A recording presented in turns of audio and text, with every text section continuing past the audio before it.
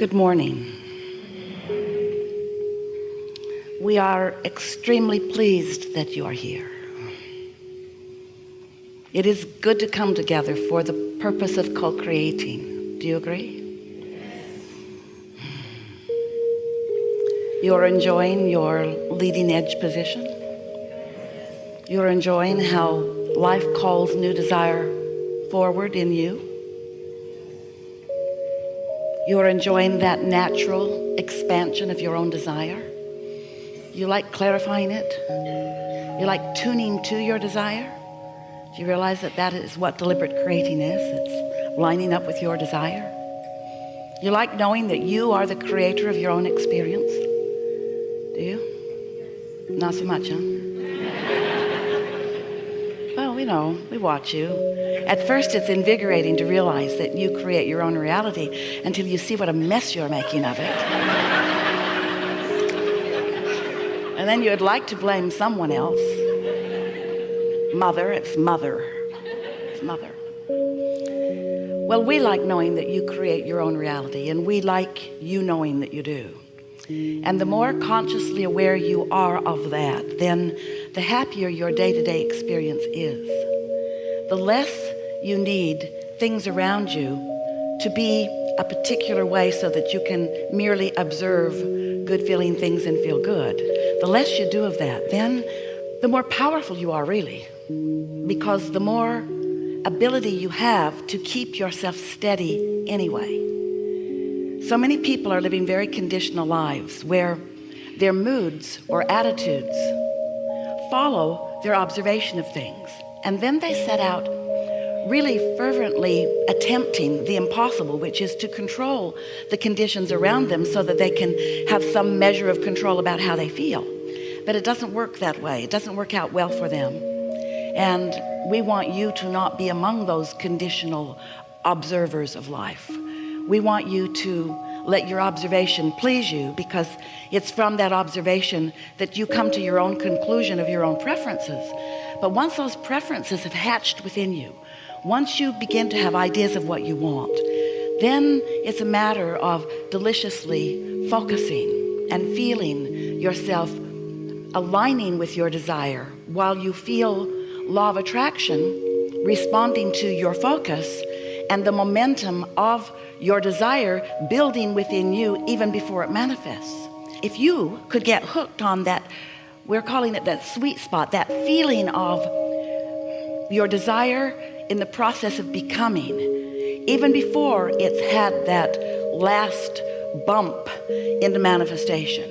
If you could love it in the becoming, then, oh, the satisfaction that you're going to feel when it becomes is going to knock your socks off.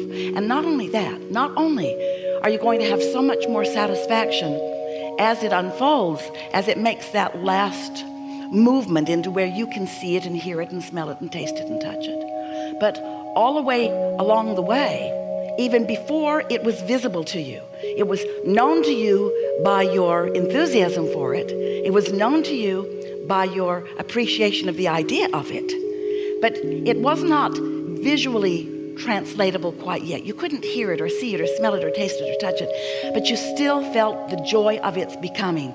That is our desire for you. Because you are, we all are, but we're talking to you. You are always going to be in a state of on your way to the manifestation of something more. And if you have developed a habit of being unhappy till you get there, then not only do you make your life miserable as you're always yearning for something not yet achieved, but you slow it way, way, way, way, way, way down. And then you have to develop qualities. You're not very good at this either, such as patience and endurance. We don't want you to be patient. We want you to be joyously romping full force toward the things that you want, because the cooperative components of the universe are doing that on your behalf.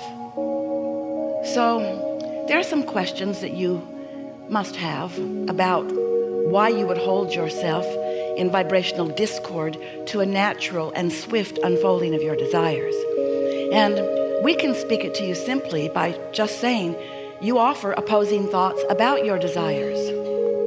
And those opposing thoughts that you offer about your desires, you might call them beliefs. I want this, but I just don't believe it. And usually the reason you don't believe it is because you haven't witnessed yourself experiencing it before. And so the belief that you hold is laced in so much opposition to your desire that the term for that state of consciousness has to be doubt. I want this, but I doubt it. Well, when you want something and doubt it, you hold yourself in a very uncomfortable tension. And of course, you're not wanting it and doubting it in the same moment, because you can't hold that convoluted of a thought till it manifests and you observe it. Because you're thinking one thought at a time, really. So when you are thinking of something that you desire, the question is, how does it feel when you're thinking the thought? And the way it feels is your clue about whether this is a desire thought or whether this is a doubt thought. So recently we have begun offering an analogy that when life helps you to know that you want something, it's like you put an engine on you, the train. You're a train, you're on a nice flat surface. There's no hill to climb. It's just a nice flat surface. And when you manifest, now you're going to think that's an odd word, but it isn't. When you manifest a desire, when a thought comes into your mind and you're thinking, I really would like that, that's like plunking a powerful engine on your train going that way. But if the next thought that follows is, but I don't think I can do that, then you plunk an equally powerful engine on the other end of your train going in the opposite direction, so you don't gather any momentum. You don't gather any enthusiasm. Where if you said, I think I would like to have this, and the reason that it is attractive to me is because, and I get the idea that I would enjoy it for this reason and this reason and this reason. Now, another engine, another engine, another engine, more momentum, more momentum, more momentum. And you are becoming, because of your not contradicted broadcast, which law of attraction is responding to, you are becoming more powerful. Your point of attraction is more powerful when you don't contradict it. When you say, I want it, but you don't gain any momentum, there's no power, your point of attraction doesn't improve. You just, as far as you are concerned, stand still. Now, nothing is ever really standing still. What's happening is there is force going this way and force going this way. So there's a lot going on. You're just not going anywhere because you are contradicting your own thoughts. Now, you don't have to do that. And the reason that you do that is because you're addicted to manifestations. We would like to help you change your addiction to mood or attitude or the way you feel. We would like you to be more aware and more in desire of feeling momentum than seeing the results of what momentum accomplishes, just for a little while. If you could just skip the, I want this to manifest, I want to see it in my driveway. I want this to manifest, I want to move into it right now. If you could just hold off on needing the manifestation to be happening right now in that full manifested awareness. If you could just enjoy your journey to it. Now, we've talked about this. So many have talked about how the joy is in the journey. But today, it is our desire that you really get that you really come to know that you are an extension of source energy, and that source energy is flowing to you and through you at all times. And when you are allowing it, you are at your optimum feeling of happiness. And you came here not to get stuff done. You came here for happiness. But we don't know any of you who can be here and not have life show you things that you want. In other words, you don't feel happiness if you don't have an engine of desire calling life force through you. So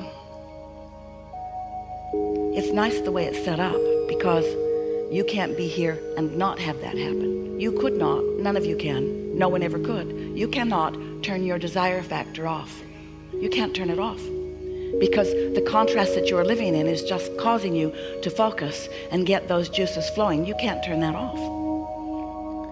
But you've got a choice about whether, since the desire is flowing through you, you have a choice about whether you join the desire and let the momentum go and let your desire naturally unfold, or whether you, in human terms, use all of your wisdom and all your objectivity and all your long practice in order to prove to yourself that this desire that you hold is not possible because engine, because engine, because engine, because engine. You are too smart for your own good.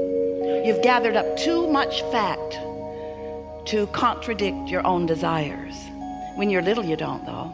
When you're little, you just want unabashed until the big ones get you. Till they teach you objectivity, till they teach you what real life is about, till they teach you that you just don't get what you want just because you want it. But that's just their point of view. So we are eager to talk with you about whatever matters to you. There's nothing off limits here, and there is no order of business in the sense that it must be a particular way. It's going to be a natural, organic, collective consciousness unfolding. It is our absolute knowing that together we are going to take thought beyond what it has ever been before, which is thrilling to us and to many of you. It is also our knowing that during the course of this time that we are together, that some of, in some cases much of, the resistance that you've been practicing without even knowing you were doing it is going to begin to subside, and your natural momentum toward who you really are and what you really want will come about. Since you've been here in this physical body, you've been exploring and coming to many conclusions about what you want, and you've been launching these projections. We've been calling them rockets of desire, but you've been transmitting this vibration, not even spoken, a transmission of desire that is more refined even than words can sometimes articulate it. So you've been launching these rockets of desire, and the source within you has gathered them, is holding them, is knowing them, is being them. And because your own inner being is the knower and the holder of your true desires, law of attraction is responding to that, you might call it a collection of desires. And law of attraction being the engine of the universe, law of attraction responding to those desires means that you have, whether you know it or not, and whether you like it or not, you have expanded that far into more. You have evolved vibrationally while you may not have yet caught up with it in terms of your physical manifestation. You might not be able to see it yet, but it exists just the same, and your inner being is the evidence of it. And more important, the mood, the attitude, the knowing, the vibrational stance of your inner being is the proof of it.